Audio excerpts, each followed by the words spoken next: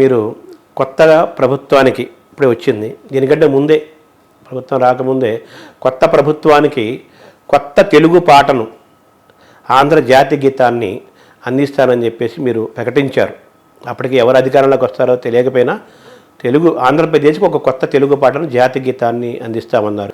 అలాగే అది రాసిన వాళ్ళకి ₹1,00,000 సెలెక్ట్ చేసుకొని ది బెస్ట్ మంచి పాటకు ₹1,00,000 ఇస్తామని ప్రకటించారు. మీకు ఎందుకు ఈ ఆలోచన వచ్చింది?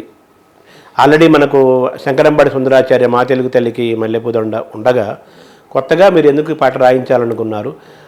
ఎందుకు అంత ప్రకటన చేశారు? దీనిపైన కొంత విమర్శలు కూడా వస్తున్నాయి, ప్రశంసలు వస్తున్నాయి. దీనికి మీ సమాధానం? ధన్యవాదాలు శర్మ గారు. మీరు మన యొక్క చర్చ, మన ముఖాముఖి, మీలాంటి వాళ్ళతో మాట్లాడితే ముఖే నన్ను మీరు కొప్పరపు కవుల యొక్క పరంపర, మీరు వంటి వారితో మాట్లాడితే సరస్వతి అక్కడ వికసిస్తూ ఉంటుంది. ముఖ్యంగా ఆంధ్ర సారస్వత పరిషత్ అధ్యక్షుడిగా, అంటే రాష్ట్ర విభజన జరిగిన తర్వాత ఇక్కడ తెలంగాణ ప్రజల యొక్క మనోభిష్టానికి అనుగుణంగా ఎప్పటి నుంచో ఉన్న ఆంధ్ర సారస్వత పరిషత్తు తెలంగాణ సారస్వత పరిషత్తుగా రూపాంతరం చెందింది. పేరు మార్చుకున్నారు. బేసిక్గా నేను మా పూర్వీకులు నల్గొండ దగ్గర, తెలంగాణలో నల్గొండ పక్కన ఉన్నటువంటి కేశిరాజుపల్లి, మా ఇంటి పేరు కేశిరాజుపల్లె మా ఊరు. కానీ ఎప్పుడో 100 సంవత్సరాలు 150 సంవత్సరాల క్రితం ఆంధ్రప్రదేశ్ వెళ్ళిపోయాము, ఆంధ్రులుగా బతుకుతున్నాము. సరే, రాష్ట్ర విభజన జరిగిన తర్వాత ఎప్పుడైతే ఇక్కడ తెలంగాణ సారస్వత పరిషత్తుగా మారిందో అప్పుడు నేను ఆ 13 జిల్లాల్లో కూడా తెలుగు సాహిత్యం, ఆంధ్ర వైభవము కూడా దాన్ని సేద్యం చేయాల్సినటువంటి అవసరం ఉన్నదని భావించి కడిమెళ్ళ వరప్రసాద్ సహస్రావధాని, రాయప్రోలు భగవాను, రెడ్డప్ప దవేజీ, ఇలా కొంతమంది నా మిత్రుల యొక్క సహకారం తీసుకుని ఆంధ్ర సారస్వత పరిషత్తుని మళ్ళీ రిజిస్ట్రేషన్ చేయించి దాన్ని మళ్ళీ పునరుద్ధరించి గత వైభవాన్ని కూడా కొనసాగిస్తూ తెలుగు భాషా వైభవానికి నడుం కట్టుకుంటూ ఆంధ్రమేవ జయతే, ఆంధ్రము అంటే ఆంధ్రవాడు కాదు, ఇక్కడ ఆంధ్రము అనేటువంటి, ఆంధ్రము అంటే భాష, తెలుగు భాష, ఆంధ్రమేవ జయతే అన్న నినాదంతో ప్రతి సాహితీ ప్రక్రియ పైన కూడా సదస్సులు నిర్వహించడం జరిగింది.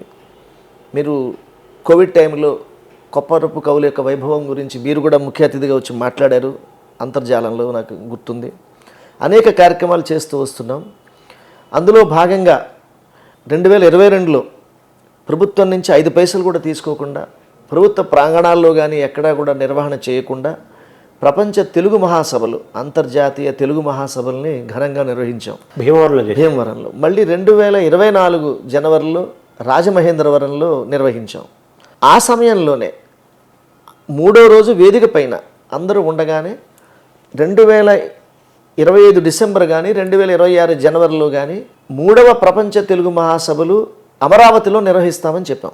ఎందువల్ల అంటే అమరావతి అనేది సాక్షాత్తు మోదీ గారు వచ్చి అక్కడ భూమి పూజ చేసి ఇది రాజధాని అని చెప్పి వెళ్ళారు. అందుకని ఆ 2 సంవత్సరాలు మేము సమయం తీసుకున్నాం. ఎందుకంటే మేము కాస్త బలోపేతం అవ్వాలి, ఆర్థికంగా కానీ ప్రచారంలో కానీ కాస్త బలోపేతం అయ్యాము, కొంతమంది మాకు సహకారం అందించగలరు అని అనిపించిన తర్వాత మేము అమరావతిలో చాలా పెద్ద ఎత్తున దీన్ని నిర్వహించాలనుకున్నాము.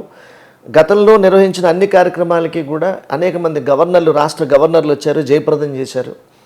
ఈసారి మలేషియా, సింగపూర్, కెన్యా, మారిషస్ ఇలా ఒక 5 దేశాధ్యక్షుల్ని ఈ కార్యక్రమాలకి 3 రోజులు జరిగే కార్యక్రమాలకి అతిథులుగా పిలుద్దామని, అలాగే మన దేశాధ్యక్షుల్ని, ప్రధానమంత్రుల్ని, అలాగే మన ముఖ్యమంత్రి ఇప్పుడు కాబోతున్నారు కాబట్టి నారా చంద్రబాబు నాయుడు గారిని అందరినీ కూడా ఆహ్వానిస్తాం.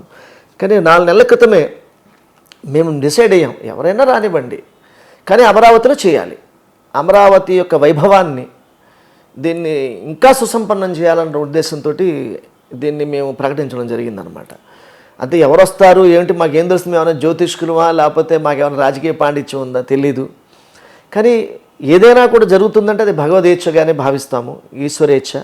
ఎందువల్లంటే తెలుగు భాషని, తెలుగు సంస్కృతిని ఎవరు హక్కున చేర్చుకుంటారో వారిని మాకు ప్రసాదించమని ప్రజలు కోరుకుంటున్నారు, అందరూ కోరుకుంటారు. కాబట్టి జరిగేది ఏదైనా కూడా ఈశ్వరేచ్ఛగా భావించి, ముఖ్యంగా చంద్రబాబు నాయుడు గారు ఇప్పుడు ముఖ్యమంత్రి కాబోతున్నారు కాబట్టి మీరు నాకు అవకాశం ఇచ్చారు కాబట్టి వారికి నేను శుభాకాంక్షలు తెలియజేస్తున్నాను. పవన్ కళ్యాణ్ గారికి నేను శుభాకాంక్షలు, అలాగే పురంధేశ్వర్ గారికి, బీజేపీ పార్టీ కూడా నేను చేస్తున్నాను. ఎందుకంటే వారి ముగ్గురిని నేను కోరేది ఏంటంటే పురంధేశ్వరి గారికి చెప్పక్కర్లేదు, ఎందువల్లంటే ఎన్టీ రామారావు గారి బిడ్డ. పవన్ కళ్యాణ్కి చెప్పక్కర్లేదు, ఎందువల్లంటే ఆయన కూడా అనేక భాషల్లో తెలుగు భాష గురించి నేను కృషి చేస్తాననే వేదికలు మీరు చెప్పినారు కాబట్టి వారికి నేను మరోసారి చెప్పక్కర్లేదు. నారా చంద్రబాబు గారికి అసలు చెప్పక్కర్లేదు, ఎందువల్ల అంటే పార్టీ పేరే తెలుగు కాబట్టి. ఇంకోటి ఏంటంటే రామారావు గారి మనసు ఆయనకి తెలుసు కాబట్టి. తర్వాత మంగళపల్లి బాలమురళీకృష్ణ గారి యొక్క విశ్వవిద్యాలయం కోసము నేను అడిగినప్పుడు ఆయన వెంటనే స్పందించి, చంద్రబాబు నాయుడు గారు మంగళపల్లి బాలమురళీకృష్ణ పేరు మీద 10 లక్షలు అవార్డు ఇస్తున్నాను, గుంటూరులో కళాశాలకి ఆయన పేరు పెడుతున్నాను, శ్రీనివాస్ గారు మీరు ఏం చెప్తే చేస్తాను భాషా సంస్కృతి గురించి అని నాకు మాటిచ్చి నన్ను పిలిపించి నా సమక్షంలోనే 10 లక్షల రూపాయలు అవార్డు ఇచ్చినారు ఆయన. అలాగే శంకరగుప్తంలో వారి విగ్రహం మేము పెట్టాము, అక్కడ ఆ స్థలాన్ని సేకరించండి అని కలెక్టర్లకు ఉత్తర్వులు ఇచ్చి నన్ను, మంగళపల్లి అభిరాముని, పరకాల ప్రభాకర్ గారిని కమిటీ కింద వేసి మంగళపల్లి బాలమురళీకృష్ణ సంగీత విశ్వవిద్యాలయాన్ని అక్కడ కట్టాలి అని జీవో కూడా ఇచ్చినారు ఆయన. కాబట్టి మేము అటువంటి మంచి రోజుల కోసం నేను చూస్తున్నా. శంకరగుప్తం అంటే మంగళపల్లి బాలమురళి స్వగ్రామం, ఆయన పుట్టిన ప్లేస్. నన్ను అడిగారు ఆయనకు ఏదైనా జరగాలని. ఇదే మాట నేను మన చంద్రబాబు నాయుడు గారు చెప్తే ఆయన చాలా ఆనందపడి, శ్రీనివాస్ గారు అటువంటి మహానుభావుల్ని మనం గౌరవించాలి, మీరు సంగీత సాహిత్యాల గురించి మీరు ఏం చెప్పినా నేను తప్పకుండా చేస్తాను, నాకు దయవుంచి చెప్పండి అన్నారు ఆయన. ఈ మాట నేను చెప్పాను ఆయనకి. ఆ రోజు 1-to-1 ఉన్నాను, నేను ఇద్దరం మాట్లాడుకున్నాం ఆ రోజు. చాలా సంగీతం గురించి, సాహిత్యం గురించి, భాష గురించి మనం చెయ్యాలి. భాష చచ్చిపోతే ఒక జాతే చచ్చిపోతుంది. ఈ భాషని, ఈ సంస్కృతిని మనం ముందుకు తీసుకురావాలని చంద్రబాబు నాయుడు గారు నాతో చెప్పిన మాట. ఆ రోజు వారి పిఎస్ శ్రీనివాస్ గారు కూడా ఉన్నారు పక్కన. ఆ రోజు ఇంకో మాట కూడా చెప్పు, శ్రీనివాస్ గారిని ఎప్పుడు కూడా అంతసేపు బయట వెయిట్ చేయించు, అంతసేపు ఎందుకు వెయిట్ చేయించావు, వారు వచ్చి గబగబా ఎప్పుడు వచ్చినా వారిని పిలిపించండి, మాట్లాడాలి ఆయనతోటి అని చెప్పారు. అదే గౌరవంగా నన్ను చూశారు. వారి అబ్బాయి లోకేష్ కూడా వేదిక మీద మేము కలిసాము. కాబట్టి నేనేమనుకుంటున్నానంటే, మేము ఆంధ్ర సారస్వత పరిషత్తు ప్రభుత్వానికి సలహాదారుగా ఉంటాము. మాకు ప్రభుత్వంలో ఏమీ రోల్ అక్కర్లేదు, మాకేమీను పదవులు ఏమక్కర్లేదు. మాకు ప్రభుత్వంతో మేము సలహాలు చెప్తాం. ప్రభుత్వం యొక్క డబ్బు మాకు అక్కర్లేదు. ప్రభుత్వం నుంచి 5 పైసలు కూడా మేము నిధులు అడగము. ఆంధ్ర సారస్వత పరిషత్తే తన అభిమానుల యొక్క, లేకపోతే నా అభిమానుల యొక్క సహకారంతో తెలుగు మహాసభలు హ్యాపీగా మేము నిర్వహించుకుంటాము. కానీ మేము కోరేది ఏంటంటే, దయవుంచి తెలుగు భాషని, రాబోయే ప్రభుత్వాన్ని కోరేది ఏంటంటే, తెలుగు భాషకి తెలుగు మాధ్యమం కూడా, మీరు ఆంగ్ల మాధ్యమం పెట్టుకుంటే నేను కాదని అన్నాను, కానీ తెలుగు మాధ్యమం కూడా కొనసాగించాలి. తెలుగు భాషని డిగ్రీ స్థాయి వరకు దాన్ని కొనసాగించాలని చెప్పేసి నేను మనస్ఫూర్తిగా కోరుకుంటున్నాను. ఇది చాలా అవసరము. అలాగే సంస్కృత భాష కూడా చాలా అవసరము. వీటిని మనం మర్చిపోకూడదు. ఎందువల్లంటే మూలాలైనటువంటి సంస్కృత భాషని మనల్ని నడిపిస్తున్నటువంటి టార్చ్ లైట్ అయినటువంటి సెర్చ్ లైట్ ఏమో సంస్కృత భాష, టార్చ్ లైట్ ఏమో మనకి తెలుగు భాష. ఈ రెండింటి మర్చిపోకూడదు. అమ్మపాలు ఆవు పాలు, ఈ రెండు బాగా చెప్పారు. అమ్మపాలు ఆవు పాలని మర్చిపోకుండా ముందుకు సాగాలి. కాబట్టి ఆ మురిపాలు ఏవైతే ఉన్నాయో అది మా చంద్రబాబు నాయుడు గారు, ముఖ్యమంత్రి గారు, నేను మీ సిగ్నేచర్ స్టూడియోస్ ద్వారా కోరుకుంటున్నా. నేను చాలా ఆశ పెట్టుకుంటున్నాను ఇప్పుడు వారి ఎడల. ఎందువల్లంటే వారు మాత్రము తప్పకుండా తెలుగు భాష, సంస్కృతి, అలాగే నంది అవార్డులు అంటే ఇవన్నీ జరగాలని నేను మనస్ఫూర్తిగా కోరుకుంటున్నాను. ముఖ్యంగా ఏంటంటే చాలా హరికథలు, బుర్ర కథలు, తోలుబొమ్మలాటలు, అలాగే సంచార జాతులకు సంబంధించినటువంటి ఈ బుడబొక్కలోళ్ళు వాళ్ళు కూడా చాలా నైరాశ్యానికి వెళ్ళిపోయినారు.